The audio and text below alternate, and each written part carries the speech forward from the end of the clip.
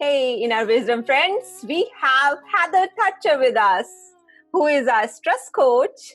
And the specialty is she is coming from a nurse background. So let's hear from Heather. How can she help solopreneurs to increase their work capacity without getting stress? Hi, Heather. How are you? Hi, I'm great. Thank you so much for having me. Same here. It's a pleasure. So tell us more about you. How come you were a certified nurse and now you're a solopreneur? Why did I switch? So, like you said, I used to work as a registered nurse in the intensive care units. And what I was noticing that many of the reasons why people found themselves in the ICU was a manifestation of their stress. Mhm. And there's so much research that links stress to a large number of chronic diseases and illnesses. So I knew that if I really wanted to impact people's health, I had to get out of that reactive side of medicine and start attacking it at the source, which is our modern day stress that our body really wasn't designed for. So it's my mission to show people how to take control of their stress response, to heal the negative effects of stress so they can feel better, feel in control of their life, and confidently go after anything that they want. And so then as I started getting into this and becoming an entrepreneur myself, there's a lot of stress as an entrepreneur. There's a lot of unknown. There's a lot of new technology, new systems. There's all these places that you have to be all over social media and your podcast and your YouTube channel and all these different things. And so it can get very overwhelming and very stressful. But I am a super type A ICU nurse. And so I've learned how to streamline this process as much as possible, because really I have the Solopreneur Survival Guide, and there's 4 things that you need to do to be able to thrive as a solopreneur. So the first thing is to reprogram your self-talk, because our inner critic is the number one source of our perceived stress. So we need to really work on that. The next part is to streamline your business, which I think is what we really want to talk about here today. And then you need to take care of yourself so that way you can prevent and reverse some of that negative health effects that are caused by our stressors in our life. And that allows you to do the 4th pillar, which is to really take control of your life and your business. So that way you can create that dream business with the freedom lifestyle that you're looking for. Hey, Heather, it's amazing. I want to listen more about these 4 steps in like fully elaborated. We can use it as a solopreneur and become stress-free. So can you tell us more about these step-by-step guide kind of? Absolutely. So the first step is to reprogram your self-talk, because when we're in default survival mode, which is what most of us are in, that's when our inner critic is running the show. And our inner critic doesn't like change. Anything that they see as change is stressful and dangerous. And so when we try and do something new, like learn how to start a podcast, our inner critic is just like, oh my gosh, that's different than what we usually do. And so it runs around your brain and pushes all the stress buttons, and then your body's stress response ramps up, which means that it's harder for us to access that problem-solving brain. It's harder for us to think outside of the box. And so our body's going to be slowly bringing us back. And the reason why this is because if you think about it, our stress response was designed to help us when we're running away from a bear. And when you're running away from a bear, contemplating the meaning of life and figuring out complex problems isn't a priority. You're just trying to get to safety. So your body shuts down that kind of part of your brain and you start to just react. But as an entrepreneur, we really need to access that part of our brain. So that's where learning how to take back control from your inner critic is essential as an entrepreneur. And so that's step 1. Yeah, that's true. Like we all entrepreneurs are like fighting with like where we have to be. Every social media we have to be, and we should have interviews, we should have courses, we should be online there, here, and it's stressful. Absolutely. And then there's also all of that imposter syndrome where you're just like, who am I to be doing this? That's Do true. I know enough to do this? All of these different things. But really, who is there who will listen to me? exactly. And so those are all thoughts coming from your inner critic, but you are not your thoughts. You're the thinker of your thoughts. And so by creating some distance between your inner critic and your thoughts, you're able to access that true part of you, the objective part of you that can make decisions as the CEO of your life, not just the CEO of your business. So Heather, would you like to give us some tips on that? Like how can we be thinker, not the thought? So one of the easiest ways that we can start to create that separation is to sort of imagine ourselves. The best way to explain this is to imagine your mind as an ocean. Mm-hmm. And so when we're just sort of trickling along, everything's good, the ocean is calm, our inner critic and you, we're just sitting in a little boat, everything's great, the sun is shining. But when we're stressed, it's like the perfect storm rolls in. So then there's thunder and lightning, the waves are really high, you and your inner critic are holding on for dear life in that boat, and you can't see what's coming over the other wave. So you're just reacting and doing your best to stay afloat. But if you go 30 to 40 feet below, everything is calm and completely unaffected by what's going on the surface. And so that inner space of calm, that's where your objective observer lives. And so by learning how to drop into that space is where we can really start to see things as the big picture rather than just trying to react as things come up for us. And so lots of people know how to do this. High-powered CEOs know how to do this. Emergency room and ICU staff know how to do this. And one of the simplest ways is to control our breathing. Right. Because when we're stressed out, our stress switch is turned on. And so we're in the sympathetic nervous system, which is where our heart is beating faster. Our instinctual brain is turned on, but the higher level thinking brain isn't working. And then our blood pressure is higher and we're breathing quickly because our body's trying to support us to be able to be successful through this stressful moment. And then in the opposite side of that, when our stress switch is off, which is the parasympathetic nervous system, this is the rest and digest side. So that's when everything is calm, we're able to think straight and objectively and all those different things. So the easiest way to do that is to slow down our breathing. And so I recommend what I call 5-5-5 breathing. So you take 5 deep breaths for 5 seconds on the inhale, 5 seconds on the exhale, and that will start to turn off that stress switch for you. And now as entrepreneurs, we face tons of stresses all throughout the day. Even if we're not actively working on our business is still on our brain and in there. So it's still kind of turning that stress switch back on. So if we do this 5 times a day, the 5-5-5 breathing 5 times a day, we're going to be constantly turning off that stress switch to be able to access the more objective thinking part of ourselves. And I know that 5 times a day sounds like a lot, but if you do it when you first get up, before each meal, and before you go to bed, that's 5 times. And then you're done. It's easy, right? It's easy. Just focus on your breathe. That's it. Right. That's a great tip. So can we go to second step? Absolutely. So this is where streamlining your business and your life is essential because there's so many things, so many decisions that we make throughout the day, like what to eat, what to make our families for dinner, all of these different things. So if we can look at a way to streamline all of those aspects of our life and our business, then we don't have to make as many decisions about those things and can reserve that thinking power for what actually needs our most attention. So one of the ways that you can streamline your life is create a rotating meal plan. So a lot of calendars like your Apple iCalendar and then the Google Calendar has repeating events. And so what you can do is set up categories of food to sort of repeat on a 3 to 4 week basis. So it'll be like, you'll look at your calendar and it'll say casseroles tonight. On the next night, it'll say a curry is tonight. Then the next night, it'll be like tacos. So then you just know kind of what to do. It helps eliminate some of that stress of wondering, what am I supposed to have for dinner? So the way that you can do that in your business is to start back with streamlining your messaging. So like I'm talking about here, I have 4 pillars, which everybody has. Everybody has 4 main steps that person needs to do to get the higher level outcomes that you're offering your clients. And whether you're working in a subscription model, whether you're working in SEO, whether you're working in business coaching, whether you're doing something completely different, like teaching yoga classes online, it doesn't matter. Every single business has 4 main things that they need their person to do in order to be successful and get what they're looking for, the transformation that they want. And so by breaking it down into those 4 pieces, you're going to be able to start repurposing content right from the beginning. So for me, I use those 4 pillars to repeat throughout the week for what I talk about. Also on my podcast, we rotate through those 4 pillars. So again, it eliminates some of that stress and decision-making of like, what do I talk about? Because I know that this week we're talking about pillar 1. So I'm going to talk about some ways to work with your inner critic to reprogram that self-talk, work on the overcoming limiting belief side. So it sort of narrows things down and simplifies it that way. But then you can also take it one step further. So for me, I have a blog, podcast, and YouTube channel, which all create content once a week. And I know that sounds like, how the heck are you supposed to do that? But it's really simple. When you start off with either a podcast outline if you're the kind of person that likes to talk off the cuff, but I really prefer to have a really good idea of what I'm going to say. So that creates the blog post. Then I just go for that and do the podcast episode. And while I'm recording the podcast episode, I also do a video. And then I can throw in a couple of pictures here and there to kind of break it up.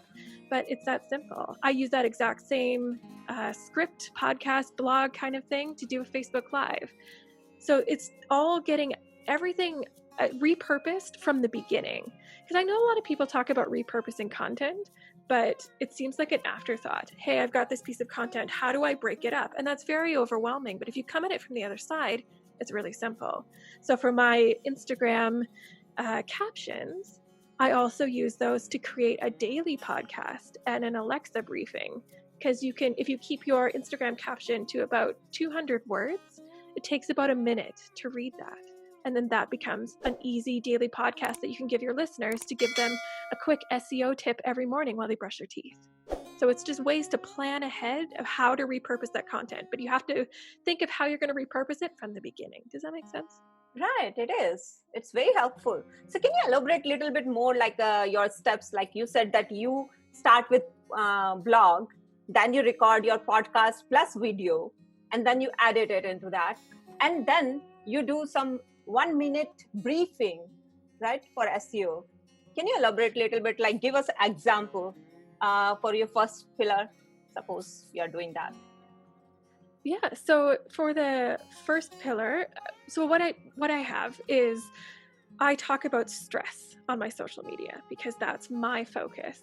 And so I have a little stress tidbit, fact, information, things like what I'm sharing with you here, things that you can do to help take control of your stress response, things that inform you about how to understand your relationship with your inner critic, how to take care of yourself, how to do those 5-5-5 breathing. So what I do is I write out a caption that's about 200 words. Mm-hmm. And then that's what I use for the caption for my Instagram post. I also use it sometimes as the weekly email that I send out to people. And then I also read that 200 word caption, record it, and then that's what my daily podcast is. It's called the Self-Talk Pep Talk Podcast. And so it gives you a little boost every morning while you brush your teeth.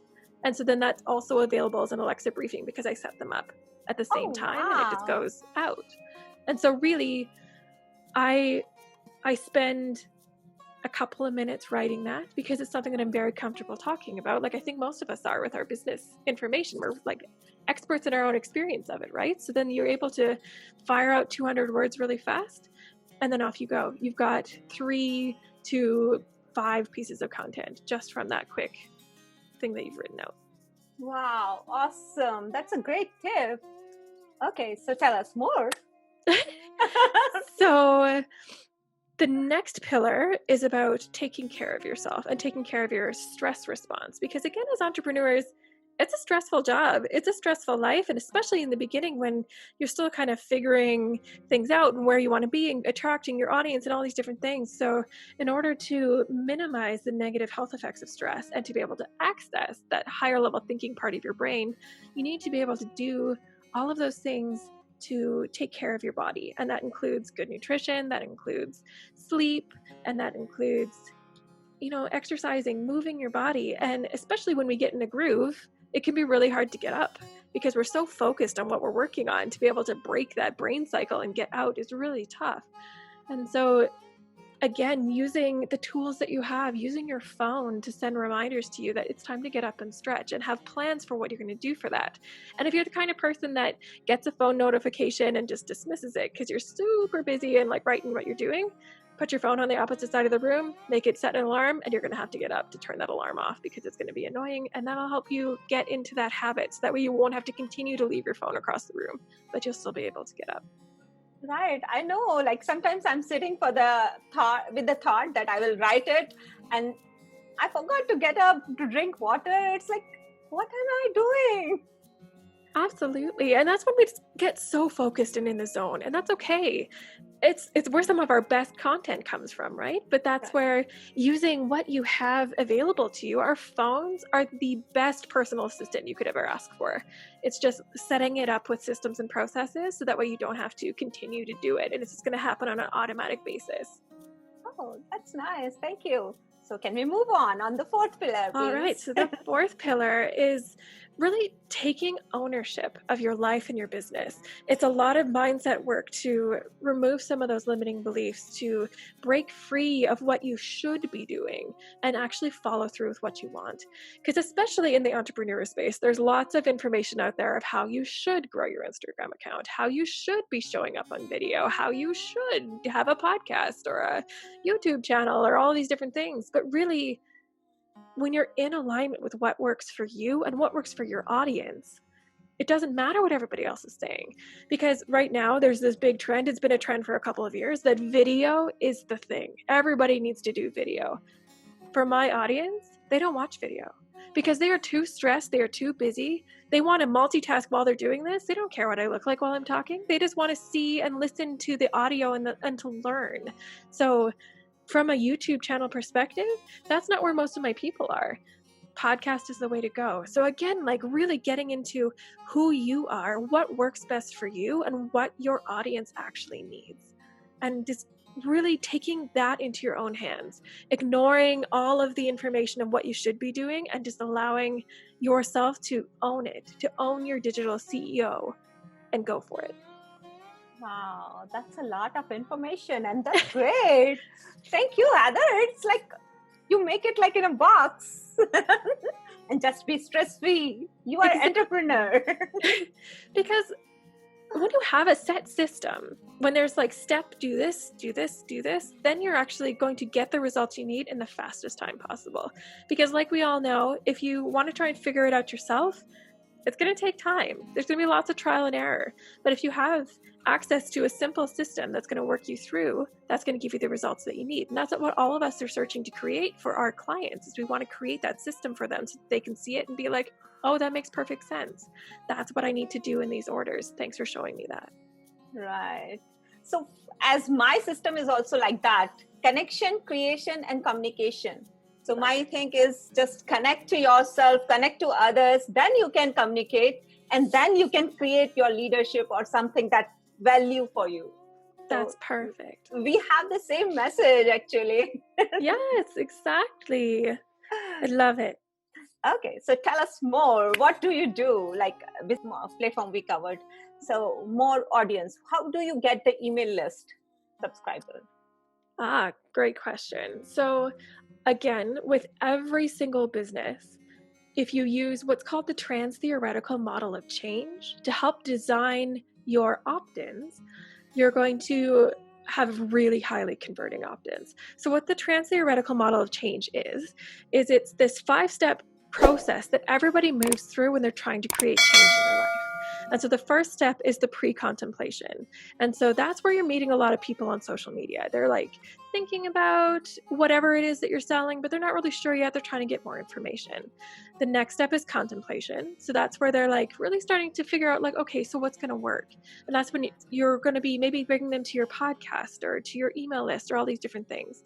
And then the next step is the preparation stage. And so that's a really good place to have them when they're coming into your webinar, into your launch, your video series, your challenge, whatever it is.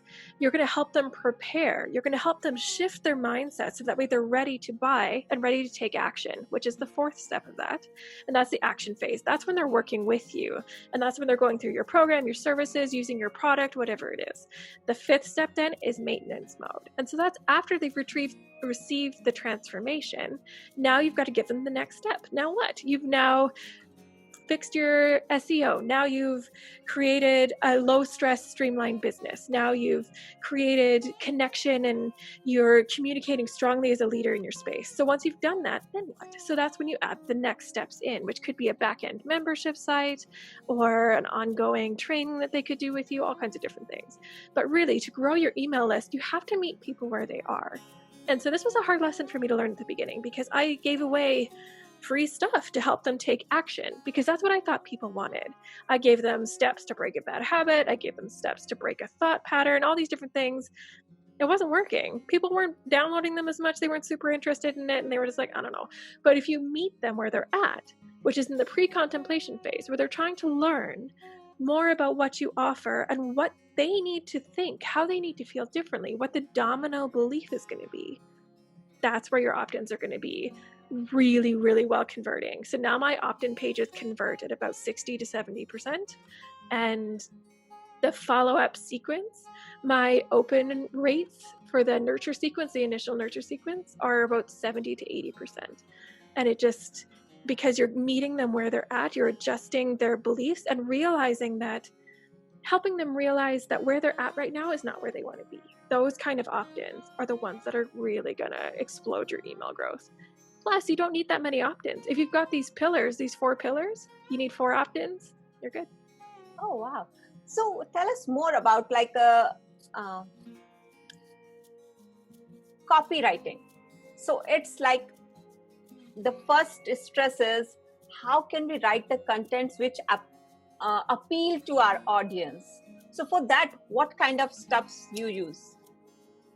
So for that, I have my audience help me write my copy. So part of the Instagram posting sequence that I use includes my 4 pillars, but also includes 3 other things. And one of those is a reflection question. And so again, this is meeting people in that pre-contemplation phase of the trans-theoretical model of change. I'm helping them really understand their own pain points and have them put in their own words what their pain points feel like. So I'll ask them, for my business, I'll ask, what's your number 1 stressor? How do you feel when you get really stressed? What would it mean for you if you had no longer had any negative self-talk? And so then they are going to comment below that and help me write my copy. Plus, you have a really good idea often of what it feels like in their space, because most of us go into a business where we were also once a beginner. And so thinking back to how you felt at that time and really speaking to the emotions of that time is really the way to go. And I've also, like, when I talk about this and the emotions of things, and the reason why I keep bringing up SEO as an example is because I worked with this one woman who taught SEO to entrepreneurs, and she had a done for you program. And she's like, oh, my people don't have mindset stuff. They just want to learn how to do SEO. And I'm like, oh, yes, they do. Because when you think of SEO, it's this big, complex, ever-moving, confusing machine. But overcoming that and understanding that, oh no, there's these 5 simple things that you can do that are solid and will always work no matter what algorithm Google is currently running. So to be able to help work past some of their limiting beliefs is the way to go. So again, thinking back to all the beliefs and emotions that you had at the beginning is definitely a good way to find your voice. Okay, that's great. So start where you were and then write the copy. Exactly. I'd start where you were from your beliefs and emotional side, because we buy for emotional reasons, not necessarily logic reasons. The logic reasons come in later, but we always buy from an emotional space. So if you can connect to how that person is feeling before they buy your product, you're really going to speak right to their heart. Wow, that's awesome, Heather. Okay, so tell us more about your emotional side. Like, you were a nurse and you came to this business. So how did you start? How did you start your website or social media? It's an overwhelming thing for an entrepreneur, right? And oh my gosh, yes. The person who doesn't know anything, right? Doing a job is a different thing, and starting your own business online is totally different. So can you tell us more? Yeah, absolutely. Like when I first started, like I came from a space where my customers came to me. They just showed up on my bedside every day, and that was fine. I didn't have to worry about attracting them or figuring all this out. I never took a business course in my life. So the learning curve was steep, I'm not going to lie. And designing my website was also not a smooth experience, and definitely had some very frustrated conversations with my computer. But this is where having that growth mindset, the adaptable mindset that we talk about in Pillar 4 is essential, because everything is figure outable. You just have to keep searching. Google and YouTube are lifesavers. There are so many walkthrough videos on YouTube that say, do this, then do this, then do this. And then over time you gain that experience, but just trusting in yourself, because our success as entrepreneurs is inevitable so long as we don't stop. You have to keep going. And that is where you will start to find that one thing that switches and everything is good. I tried a bunch of different messaging before I found that talking about it from the stress perspective was the right way. And then everything clicked and everything exploded. It went so quickly after that. But you just have to keep trying. don't give up. Right. Analysis is paralysis, right? I got it. Like if we are in mind and we don't take action, it's like hell. Absolutely. And so I'm going to be launching a solopreneur podcast pretty soon, but it talks about how you've got to create your social media long before you do anything else, because that's going to be the easiest thing to do. It's really simple. It's like easier to get out there. And then that's where you're going to start moving past that analysis paralysis. You don't have to worry about your website yet. You're just going to be worried about talking to people. You're going to be thinking about how to get their help to write their copy, how to find that voice, because action brings clarity and you will never figure it out if you don't start. Right, that's true. The first step starts for the last step, right? Yes. So that's awesome. Do you want to share anything else with us, like advanced stuff you haven't talked about anywhere? Advanced stuff. So really, in the beginning, we all think about how we need to do these things. We need to be really tasky focused, but truly, it's the mindset work and the inner critic work that explodes your business. It's when you stop getting in your own way that things change for you. So I know at this time with entrepreneurs getting started, it's really easy to focus on everything that you need to do, but you really need to focus on who you need to be. Because the person that is going to have the successful business you want has different habits and thought patterns than what you have right now. So you need to be able to break through that and start acting like the digital CEO who was already successful, and start acting like that today, no matter where you're at in your business. Have the same systems and processes and standards and time management that really successful CEO version of yourself is, and start acting like that person now. Wow, that's awesome. Heather, it's like, I don't want to let you go. It's like, we have to chat more. So tell us more about what was your challenges when you started? So my biggest challenges when I started was a little bit of fear, actually a lot of bit of fear, because there's so much unknown, so much to learn, and I didn't want to do it wrong, because I really knew that this is what I wanted to do, and I was so passionate about it. And every time I saw this didn't work or that didn't work, it was very easy to quickly jump to that failed. Am I really going to be able to do this?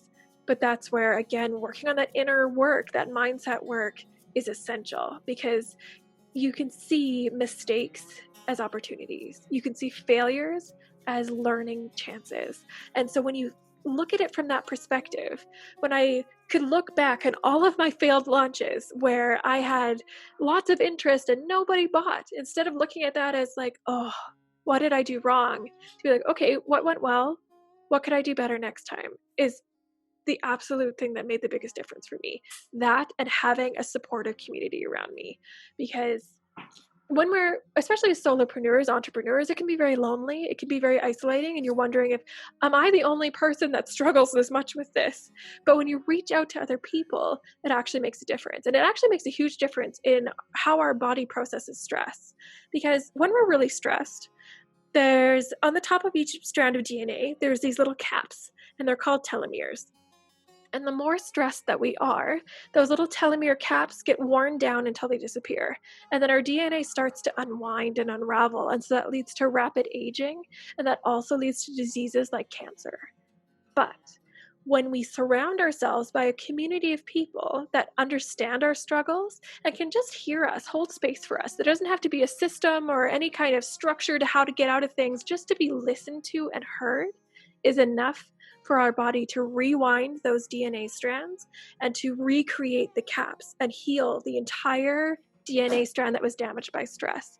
So by connecting with other entrepreneurs, even if they're not in the exact same business as you, but to understand other entrepreneurs that are in a similar space in their business that you are, makes all of the difference. It can actually heal and reverse some of the damage that stress does to your body.